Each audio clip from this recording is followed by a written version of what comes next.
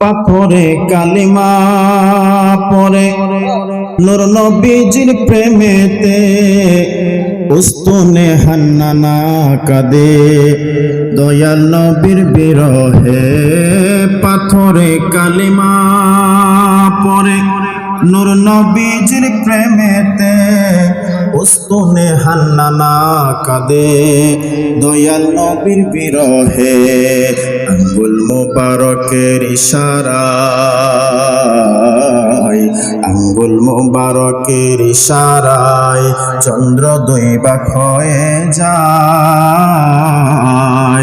ওই নবীজি শুয়ে আছেন সোনার মদিনায়। আল্লাহুম্মা সাল্লি